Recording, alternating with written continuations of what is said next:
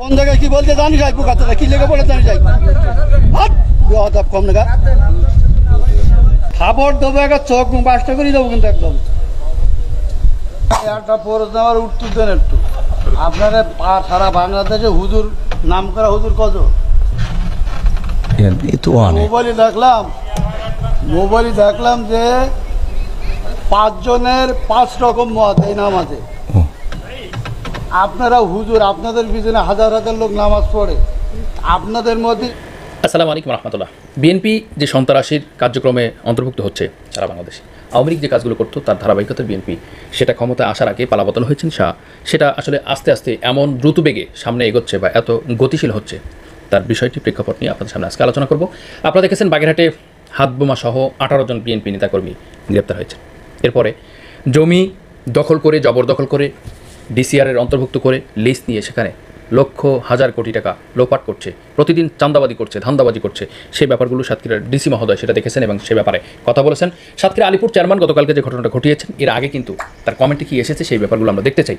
তার কমেন্টে যে বিষয়গুলো এসেছে আমরা দেখেছি। তার কমেন্টে এসেছে প্রথমে একজন লিখেছেন তিনি জমি খেকো বাটপার, মানে জমি খেকো বাটপার বলতে জমি জবরদখল করে, ভোগ দখল করে বাংলা মানে মানুষের কাছ থেকে এগুলো নিয়ে তার লুটপাট করে হরিদখল করছে এবং সেটা বাটপারি করছে ডিসি মহোদয় বলছে। সেনাবাহিনী, র্যাব বাহিনী, পুলিশ বাহিনী, ডিসি সাহেব কর্তৃক সেখানে নোটিশ করা হয়েছে, তারপরেও ভ্রুক্ষেপ করেনি, সরাসরি ডিসি এসে সেটা বুলডোজার দিয়ে ভেঙে দিয়েছে, এই কাজগুলো করেছে।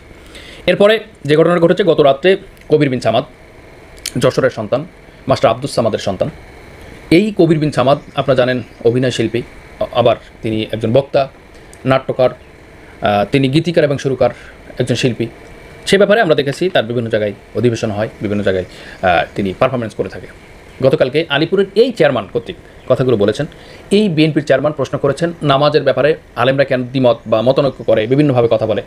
এই ব্যাপারটা উত্তর দিতে গিয়ে তিনি কথা বলার সুযোগ দিচ্ছে না।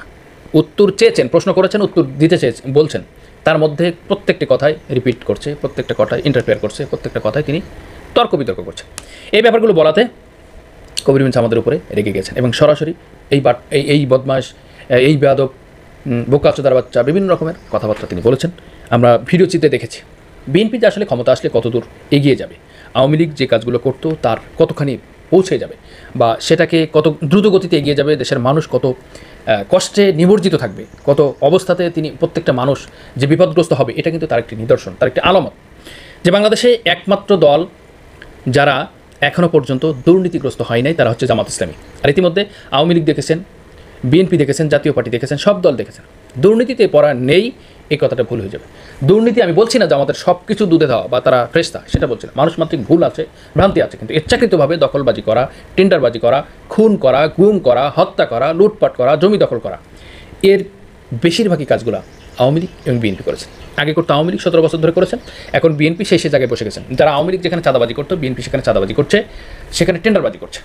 আমরা যে কথাগুলো আপনাদেরকে বলাতে চেয়েছি যে বিএনপি এই যে সাতক্ষীরা আলিপুরের যে একটি ঘটনা আপনারা দেখেছেন, একজন ব্যক্তি বলছেন যে উনি কি হিন্দু না মুসলিম।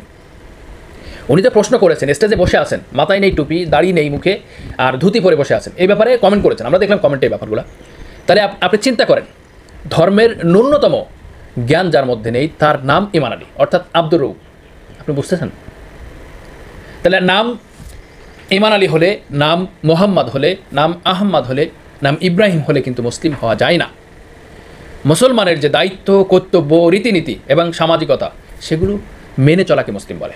কোরআন এবং সুন্নাহর আলোকে জীবন প্রতিষ্ঠা করা, জীবন চলা করা, নিয়মানিবত্তাকে মানা, সেই ব্যাপারটাকে মুসলিম বলে। মুসলিম একটি ধর্মের নাম না, মুসলিম একটি পূর্ণাঙ্গ জীবন বিধান, একটি কোড অফ লাইফ। মুসলিম ইসলাম এমন একটি জিনিস যে জিনিসটাই পানি নয়, রক্ত দিয়ে সজীব রাখতে হয়, মানে যে গাছের গোড়াতে রক্ত দিয়ে সজীবতা রাখতে হয়। সুতরাং আমরা যে বিষয়গুলো আপনাদেরকে বলছি সেই বিষয়গুলো আপনারা একটু ভাবুন। আওয়ামী লীগ তো গেছে, কিন্তু আওয়ামী লীগের চেয়ে বড় আওয়ামী লীগ বাংলাদেশে এখন দেখতে পাচ্ছেন না।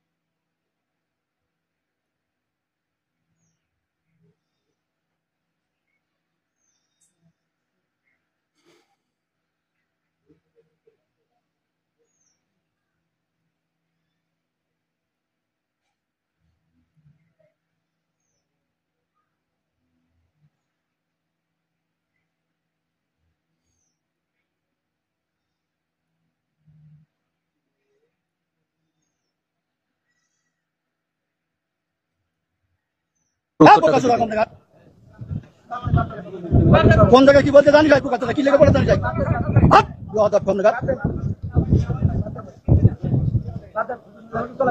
একদম বাস্ত করে দেবো সব একদম ল্যাঙ্গুয়েজ সোজা করে দেবো কিন্তু একদম বিহাদের লোক কম নাগাদ ভগর ভগর করতে আমি খাবার দেবো একটা চোখ বাস্ত করে দেবো কিন্তু একদম আমি প্রশ্ন করলাম যে একজন লোক বলছে যে আলমদের শরীরে নামাজ পড়ল না শুরু না বললে নামাজ হবে না ফালতু করতেছি আমি বলছি আমার ইখতিলাফটা আলেমদের এই ইখতিলাফ এটা এখন শুধু না বিশ্বনবী সাল্লাল্লাহু আলাইহি সাল্লামের সাহাবীদের যুগেও ইখতিলাফ ছিল এটা মত পার্থক্য থাকবে আপনি একজন চেয়ারম্যান বাংলাদেশে অসংখ্য চেয়ারম্যান আছে না নাই তো সব চেয়ারম্যান কি একই সুরে কথা বলে বলেন চেয়ারম্যান ইসলামের মধ্যে ভেদাভেদ হবে কেন চেয়ারম্যানই করে একদিনই আর ইসলাম একদিনই আপনারা তো বুঝাতে পারবেন আমি যদি বলি যেমন আপনি একজন আলহাজ মানুষ দেখেন আপনি সব বাদ দেন ইসলামের বেসিক কিছু নিয়ম আছে ইসলামের কোনো সম্পর্ক আচ্ছা ইসলামে তো আপনি হজটা করেছেন তাই না হজ করেছেন আমি যে প্রশ্ন আপনার কোন বেগানা 600 লোক আছে আপনি সঠিকভাবে উত্তর সঠিকটা আপনি তো উত্তরের আগেই তো বকর করতেছেন আমার উত্তরটা দিতে দেন আমার কথা তো বলতে দেবেন তা বলতে না দিলে আমি কি করে বুঝাবো ফালতু কথা বলি যে বলো খবরদার ল্যাঙ্গুয়েজ সোজা করেন না সোজা করে দাও কিন্তু ল্যাঙ্গুয়েজ সোজা করে বলেন আমি বলছি আমার কথা তো বলতে দেবেন ল্যাঙ্গুয়েজ সোজা করে দাও কিন্তু একদম বিহাদের লোক কম নাগাদ ভগর ভগর করতে আমি খাবার দেবো একটা চোখ বাস্ত করে দেবো কিন্তু একদম আমি প্রশ্ন করলাম যে একজন লোক বলছে যে আলমদের শরীরে নামাজ পড়ল না শুরু না বললে নামাজ হবে না ফালতু করতেছি আমি বলছি আমার উত্তরটা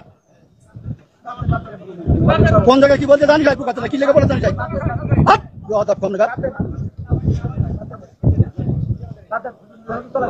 একদম বাস্ত করে দেবো সব একদম